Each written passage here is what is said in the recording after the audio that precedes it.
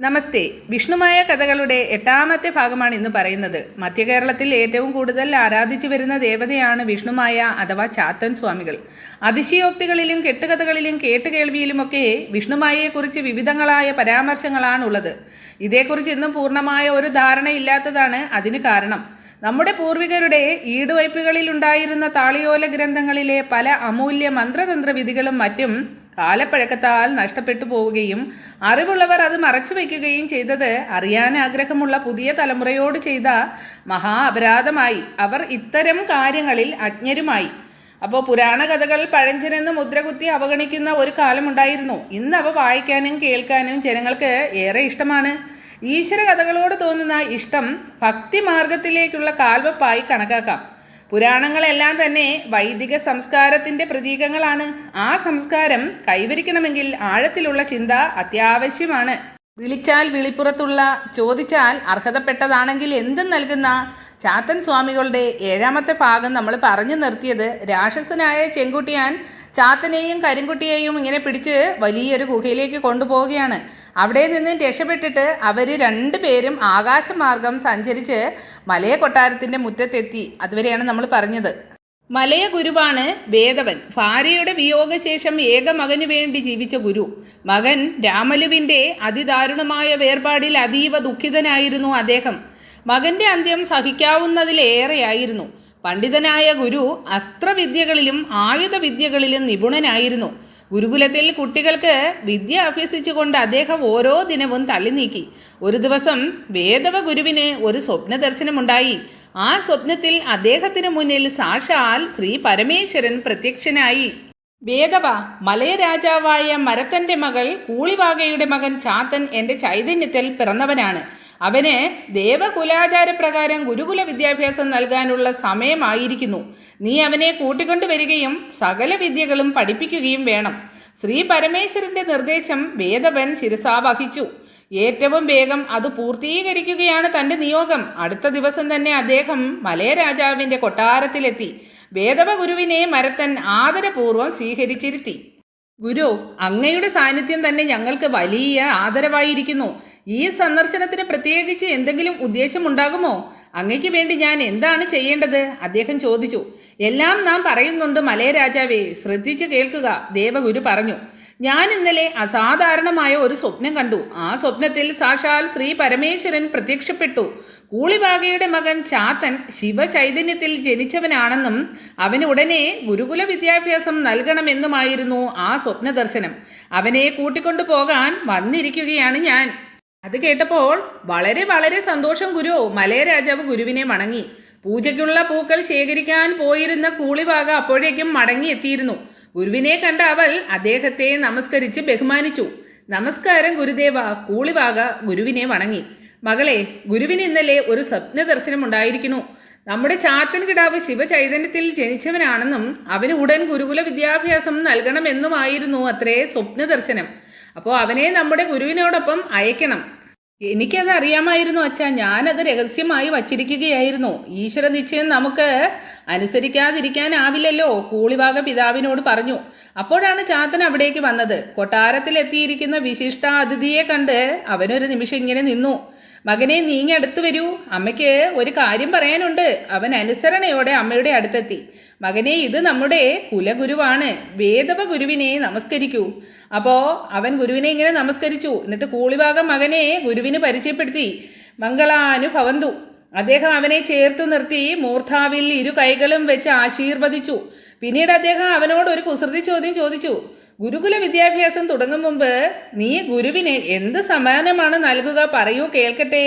ചാത്തൻ ഒട്ടും വൈകിയില്ല, മടിച്ചു നിന്നുമില്ല. അദ്ദേഹത്തിന് മുന്നിൽ കൂപ്പുകൈകളുമായി നിന്ന് ഒരു നിമിഷം ധ്യാനിച്ചു. പിന്നെ ഒരു ഗുരുസ്തോത്രം ചൊല്ലി. അതിപ്രകാരമായിരുന്നു. ബ്രഹ്മാനന്ദം പരമസുഗതം കേവലം ജ്ഞാനമൂർത്തി ദ്വന്ദ്വാതീതം ഗഗനസദൃശ്യം തത്വമസ്യാദിലക്ഷ്യം ഏകം നിത്യം വിമലമജലം സർവദീ സാക്ഷിഭൂതം ഭാവാതീതം ത്രിഗുണരഹിതം സദ്ഗുരും തം നമാമി.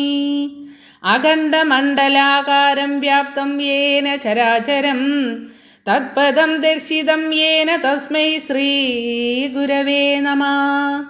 അഖണ്ഡാനന്ദബോധായ ശിഷ്യസന്താപഹാരിണേ സച്ചിദാനന്ദരൂപായ തസ്മൈ ശ്രീ ഗുരവേ നമഃ. സർവാപത് പരിഹർത്യാഭ്യാം നമതാം പ്രാണിനാം സകൃത് വിദ്യാദാനരദാഭ്യാം ച ചരണാഭ്യാം നമോ നമഃ. ഇത് കേട്ട് സകലരും സ്തബ്ധരായി നിന്നു. ചാത്തൻ ആ ഗുരുധ്യാനം എവിടെ നിന്ന് പഠിച്ചു? എത്രയോ പേരുണ്ട് ശിഷ്യരായി. ഗുരുകുലം കാണും മുമ്പ് ഇത്രയും ജ്ഞാനമുള്ള ശിഷ്യൻ തൻ്റെ തന്നെ സമ്പത്തായിരിക്കും. അദ്ദേഹം നിറഞ്ഞ മനസ്സോടെ അവനെ ആലിംഗനം ചെയ്തു. മകനെ, നീ ഗുരുവിനോടൊപ്പം ഗുരുകുലത്തിലേക്ക് പുറപ്പെടുക. നിന്നെ പിരിഞ്ഞ് ഒരു നിമിഷമെങ്കിലും അമ്മയ്ക്ക് കഴിയാനാവില്ലെങ്കിലും എൻ്റെ മകൻ സകല വിദ്യകളും അഭ്യസിച്ച് മിടുക്കനാകുന്നത് കാണാനാണ് അമ്മയ്ക്കിഷ്ടം. മിടുക്കനായി നീ തിരിച്ചു വരും വരെ അമ്മയുടെ നിന്നെക്കുറിച്ച് ഓർത്തിരുന്നു കൊള്ളാം. ചാത്തന് അമ്മയുടെ ആ നിർദ്ദേശം ഇഷ്ടമായി. ഞാൻ പോയി വരാം അമ്മേ. അമ്മയോടും മുത്തച്ഛനോടും യാത്ര പറഞ്ഞ് ചാത്തൻ അപ്പോൾ തന്നെ ഗുരുവിനോടൊപ്പം അദ്ദേഹത്തിൻ്റെ ഗൃഹത്തിലേക്ക് യാത്രയായി. തോഴനായ കരിങ്കുട്ടിയും അവനോടൊപ്പം അപ്പോഴും ഉണ്ടായിരുന്നു. ചാത്തൻ ഗുരുകുലത്തിലെത്തി പിറ്റേ ദിവസം മുതൽ വിദ്യാഭ്യാസം ആരംഭിച്ചു. അക്ഷരമാലയും സ്വരങ്ങളും വ്യഞ്ജനങ്ങളും പഠിച്ചു. വട്ടെഴുത്തും കോലെഴുത്തും പരിശീലിച്ചു. ഗുരു ഉരുവിടുന്ന ഏത് ശ്ലോകവും ആദ്യം പഠിക്കുന്ന ശിഷ്യൻ ചാത്തനാണ്. ശ്ലോകങ്ങൾ മാത്രമല്ല, അസ്ത്രവിദ്യയും ആയുധവിദ്യയും എല്ലാം നിഷ്പ്രയാസം പഠിച്ചെടുത്തു. ചാത്ത, നമുക്ക് സന്തോഷമായിരിക്കുന്നു. നീ ഇത്രയും പെട്ടെന്ന് ഈ വിദ്യകളെല്ലാം പഠിച്ചുവല്ലോ. ഗുരു അവനെ അഭിനന്ദിച്ചു. മധൂളി വനത്തിന് മേലെ മയിലുകൾ പറക്കുന്നു. ഒന്നോ രണ്ടോ എണ്ണമൊന്നുമല്ല, 100 കണക്കിന് മയിലുകൾ. വസന്തത്തിലെ വർണ്ണോത്സവം പോലെ അവ അങ്ങനെ വനത്തിന് ചുറ്റും നിറയുകയാണ്. ദൃശീകനാണ് ആ കാഴ്ച ആദ്യം കണ്ടത്. ദൃശീകൻ ചാത്തൻ്റെ പ്രിയപ്പെട്ട ചങ്ങാതിയാണ്. മിടുക്കനും കുസൃതിക്കാരനും സുന്ദരനുമാണ്. പഠനത്തിലും കേമൻ. സഹപാഠികൾക്കെല്ലാം പ്രിയപ്പെട്ടവനാണവൻ. ഗുരുനാഥൻ്റെ പ്രിയ ശിഷ്യനുമാണ് അവൻ. കൂട്ടുകാരെയെല്ലാം വിളിച്ച് അത്ഭുതാതിശയങ്ങളുടെ ആ നേർക്കാഴ്ച കാട്ടിക്കൊടുത്തു. അവരുടെ മിഴികളിൽ വിരിയുന്ന വിസ്മയ ആഹ്ലാദ ഭാവങ്ങളുടെ തിരയിളക്കം അവൻ കണ്ടു നിന്നു. ഗുരുകുലത്തിന് പുറത്ത് അനുവദിക്കപ്പെട്ട അപൂർവ ദിനങ്ങളിൽ ഒന്നായിരുന്നു അത്. അതെന്താ ദൃശിക, ഇക്കാണായ മയിലുകളെല്ലാം അവിടെ ഇങ്ങനെ കൂട്ടം കൂടിയിരിക്കുന്നത്? മയിൽക്കൂട്ടത്തിൽ നിന്ന് കണ്ണെടുക്കാതെയായിരുന്നു സഹപാഠിയുടെ ചോദ്യം. ഗുരുകുലത്തിൽ നിന്ന് 3-4 നാഴിക അകലെയായിരുന്നിട്ടും ആ വർണ്ണ വസന്തോത്സവം അവർക്ക് വ്യക്തമായിരുന്നു. കൂളിക്കുന്നൻ വനത്തിൻ്റെ അതിർത്തിയായിരുന്നു അവിടം. അപ്പോൾ മധൂളി വനമാണത്. നമ്മുടെ ഈ വനത്തിൻ്റെ തുടർച്ചയാണെന്ന് പറയാമെങ്കിലും മറ്റൊരു ലോകം. ഗണപൂർവൻ എന്നൊരു കാട്ടുമൂപ്പൻ്റെ സാമ്രാജ്യം. ദൃശീകൻ പറഞ്ഞു. കൂടുതൽ അറിയാൻ കൂട്ടുകാർ അവൻ്റെ വാക്കുകൾക്ക് ഇങ്ങനെ കാതോർത്തു നിന്നു. 48 ക്രോശം വിസ്തീർണമുള്ള മധൂളിവനം ലോകത്തെവിടെയും ലഭ്യമല്ലാത്ത 108 തരം വൃക്ഷങ്ങളാൽ സമൃദ്ധമാണ്. സ്വർഗലോകത്ത് പോലും ലഭ്യമല്ലാത്ത അനേകം വൃക്ഷലതാദികൾ അവിടെയുണ്ടത്രേ. അവയിൽ നിന്നൊക്കെ വ്യത്യസ്തമായ മധൂളി മരങ്ങളും. അപ്പോൾ അതൊരു വിശേഷപ്പെട്ട വൃക്ഷമാണ്. ശാഖോപശാഖകളായി പടർന്നു പന്തലിച്ച് വളരുന്ന മധൂളി വൃക്ഷം വലിപ്പം കൊണ്ട് നമ്മുടെ അരയാലിനെ ഓർമ്മിപ്പിക്കും. ആ മരത്തിൻ്റെ അഴകിനെക്കുറിച്ച് വർണ്ണിക്കാനാവില്ല. സ്വർണ്ണവൃക്ഷം എന്ന പേരാണ് കൂടുതൽ ചേരുക. ഇലകൾക്ക് സ്വർണ്ണ നിറം, പൂക്കൾക്കും സ്വർണ്ണ നിറം. വിളയുന്ന ഫലങ്ങളാണെങ്കിൽ സ്വർണ്ണ കുംഭങ്ങൾ. ഫലങ്ങളുടെ ഉള്ളിലെ അടരുകളായ അല്ലികൾക്കും തനി തങ്ക നിറമാണ്. നീരിന് തേനിൻ്റെ നിറവും.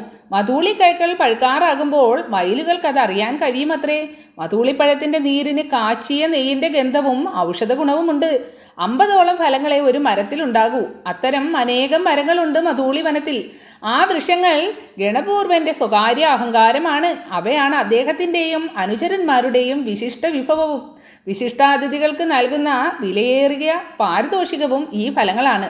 അപ്പോൾ ഇത് സമാനമായി ലഭിക്കുന്നവർ ഇത് വലിയ ബഹുമതിയായും അമൂല്യനിധിയായും കരുതുന്നു. എല്ലാ കാലത്തും ലഭിക്കുന്ന ഫലങ്ങളല്ലവ. എല്ലാ വൃക്ഷങ്ങളും തരുലതാദികളും പൂവിടുന്ന വസന്തകാലത്ത് മധൂളി മരം പൂക്കില്ല. മറ്റെല്ലാ മരങ്ങൾക്കും വേണ്ടി വസന്തകാലം ഒഴിവാക്കിയതാണത്രേ മധൂളി മരം. മറ്റു മരങ്ങളുടെ മനോഹാരിതയുള്ളപ്പോൾ താൻ കൂടി പൂവിട്ടാൽ മറ്റുള്ളവയെല്ലാം നിഷ്പ്രഭമായി പോകുമെന്ന് സ്വയം അറിഞ്ഞുള്ള ഒരു വിനീതമായ പിൻവാങ്ങലാവാം അത്. 5 വർഷത്തിലൊരിക്കലേ മധൂളി പൂക്കാറുള്ളൂ, ഫലങ്ങൾ നൽകാറുള്ളൂ. ആ ഫലങ്ങൾ എത്ര കാലം വേണമെങ്കിലും സൂക്ഷിച്ചു വയ്ക്കാനും കഴിയും. മധൂളി വനത്തിലെ സ്വർണം പൂത്തു നിൽക്കുന്ന ആ മരങ്ങൾ ഫലസമൃദ്ധമായിരിക്കുന്നു, പഴുത്തു തുടങ്ങിയിരിക്കുന്നു. അതാണ് ആ മയിലുകളുടെ വരവ് കൊണ്ട് തീരുമാനിക്കാവുന്നത്. സാധാരണയിലേറെ മയിലുകൾ ഉള്ളതാണ് മധൂളി വനം. മറ്റിടങ്ങളിൽ നിന്ന് വരുന്നവയാണ് ആ കാണുന്നവ. പഴങ്ങൾ അപ്പാടെ മയിലുകൾ കൊണ്ടുപോയാൽ കാട്ടുമൂപ്പൻ പിന്നെ എങ്ങനെയാണ് സമ്മാനം നൽകാൻ ശേഖരിച്ചു വയ്ക്കുക? മറ്റൊരു ചങ്ങാതിയുടെ സംശയമായിരുന്നു അത്. അതിന് മയിലുകൾ കൊണ്ടുപോയെങ്കിലല്ലേ 1-2 കൊണ്ടുപോയെന്നിരിക്കും. മയിലുകളെന്നല്ല ഒരൊറ്റ പക്ഷി പോലും ഇക്കാലത്ത് വനത്തിൽ കടക്കാതിരിക്കാനുള്ള സുരക്ഷയൊക്കെ ഗണപൂർവ മൂപ്പൻ എപ്പോഴേ ചെയ്തിട്ടുണ്ടാവും. അപ്പോൾ രാപ്പകൽ നിശിതമായ പാറാവായിരിക്കും ഈ വനത്തിൽ. ഋഷികനാണിത് പറഞ്ഞത്. കേട്ടിട്ട് കൊതിയാവുന്നു. നമുക്കവിടെ ഒന്ന് പോകാൻ കഴിയുമോ ഋഷിക? ആ പഴങ്ങളൊന്ന് കാണാനെങ്കിലും കഴിയുമോ? മൂന്നാമനും തൻ്റെ ആകാംക്ഷ മറച്ചു വെച്ചില്ല. ഋഷികൻ ഒരു നിമിഷം ഇങ്ങനെ ആലോചിച്ചു നിന്നു. നമുക്ക് ചാത്തനെ കൂടി വിളിക്കാം. വനത്തിൽ കടക്കാനും പഴങ്ങൾ ശേഖരിക്കാനും അവൻ എന്തെങ്കിലും പോം വഴി കണ്ടെത്തും. എല്ലാവർക്കും അത് സമ്മതമായി. നമ്മൾ കൊണ്ടുവരുന്ന മധുളിപ്പഴങ്ങൾ കണ്ട് ചാത്തൻ ആശ്ചര്യപ്പെടട്ടെ. ഒരു ചങ്ങാതി പറഞ്ഞു, വേണ്ട, ഇപ്പോൾ ചാത്തനോട് പറയണ്ട. അങ്ങനെ ചാത്തൻ ഒപ്പം ഇല്ലെന്ന മനസ്താപത്തോടെയാണെങ്കിലും അവർ നാൽവരും കൂടി മധൂളി വനത്തിലേക്ക് പുറപ്പെട്ടു. മധൂളിപ്പഴത്തിൻ്റെ ആകർഷണീയതയും അതേപോലെ സാഹസം ചെയ്യാനുള്ള മനസ്സും കൗതുകവും കൊതിയും ആഗ്രഹവും എല്ലാം ചേർന്നപ്പോൾ അവരുടെ യാത്രയ്ക്ക് വേഗം കൂടി. സന്ധ്യയാകും മുമ്പേ തിരിച്ചെത്തേണ്ടതാണ്. അവരങ്ങനെ മധൂളി വനത്തിലെത്തി. വനത്തിൻ്റെ നാലു ചുറ്റിലും ഉയരമുള്ള മുള്ളുവേലി കെട്ടിയിരുന്നു. നീണ്ട ചൂരലുമായി കാവൽക്കാർ ചുറ്റി നടക്കുന്നു. പ്രവേശന കവാടത്തിൽ 4-5 കാവൽക്കാരുണ്ട്. വനത്തിനു മുകളിൽ മയിലുകൾ പറക്കുന്നുണ്ട്. അവയെ കാവൽക്കാർ ചൂരൽ ചുഴറ്റി ഓടിക്കുന്നു. സദാ ജാഗരൂകരായിരുന്നു അവർ. അപ്പോൾ ഋഷികന്റെയും കൂട്ടുകാരുടെയും കണ്ണുകൾ സ്വർണ്ണവർണ്ണത്തിൽ നിറയെ കായ്ച്ചു കിടക്കുന്ന മധൂളിപ്പഴങ്ങളിലായിരുന്നു. ഓരോ ഫലവും ഓരോ സ്വർണ്ണഗോളം. ഇത്രയേറെയുള്ള കാവൽക്കാരെ വെട്ടിച്ച് എങ്ങനെ വനത്തിനുള്ളിൽ കടക്കും? എങ്ങനെ പഴങ്ങൾ പറിക്കും? ഋഷികൻ നേരത്തെ പറഞ്ഞുറപ്പിച്ചിരുന്നത് പോലെ 2 പേരെ പ്രവേശന കവാടത്തിന് മുന്നിലേക്ക് അയച്ചു. ഒരാളെ അകലെയെല്ലാം നിരീക്ഷിച്ചു നിൽക്കാൻ ഏർപ്പാട് ചെയ്തു. വനത്തിൽ കയറാനുള്ള ദൗത്യം അവൻ ഏറ്റെടുത്തു. പ്രവേശന കവാടത്തിലെത്തിയ കുട്ടികൾ കൂസലെന്നെ അകത്തേക്കു കയറാൻ തുടങ്ങുന്നത് കണ്ട് കാവൽക്കാർ ഓടിയെത്തി തടഞ്ഞു. ഇതെങ്ങോട്ട് പോകുന്നു? നിങ്ങൾ ആരാ? എവിടുന്ന് വരുന്നു? ഇതിനുള്ളിൽ കടക്കാൻ എങ്ങനെ ധൈര്യം വന്നു? അയാൾ അവരുടെ മുന്നിൽ നിന്നു. ഞങ്ങൾ കൂളിക്കുന്നൻ വനത്തിൽ നിന്നാണ്.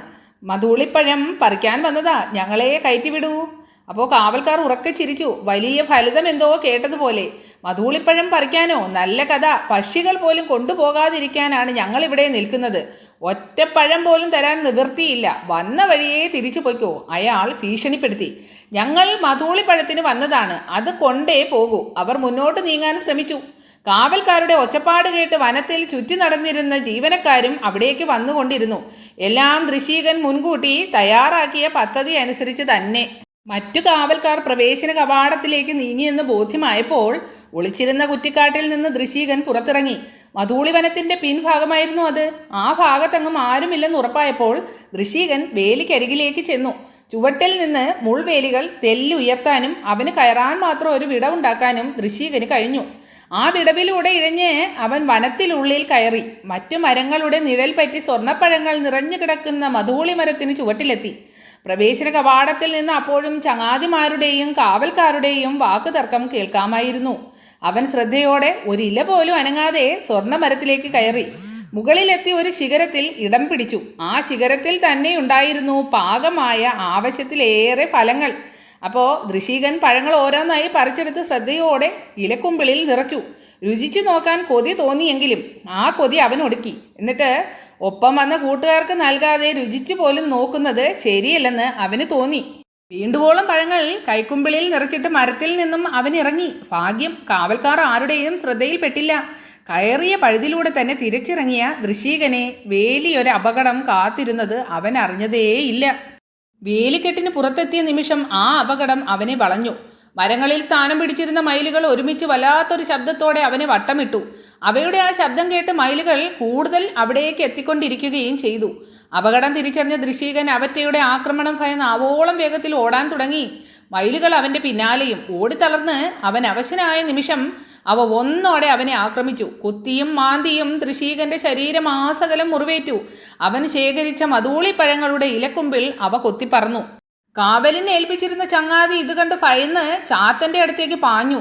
ചാത്തൻ്റെ മുന്നിലെത്തിയാണ് അവൻ നിന്നത്. ഭയം കൊണ്ട് വിറയ്ക്കുന്ന അവന് എന്തു പറയണമെന്ന് അറിയില്ലായിരുന്നു. പറയാൻ വാക്കുകൾ പുറത്തു വരുന്നുമില്ല. ഒടുവിൽ പല്ല വിധേനയും വിക്കിയും ആംഗ്യം കാട്ടിയും ഋഷികന് സംഭവിച്ച അപകടത്തെക്കുറിച്ച് അവൻ ചാത്തനെ ബോധ്യപ്പെടുത്തി. ചാത്തൻ മിന്നൽ വേഗത്തിൽ മധൂളി വനത്തിനരികിലെത്തി.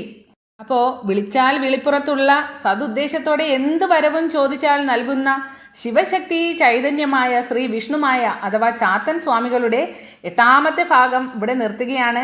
എല്ലാവരും കഥകൾ കേൾക്കുക. എല്ലാവരെയും ഭഗവാൻ അനുഗ്രഹിക്കട്ടെ. ഹരേ കൃഷ്ണ.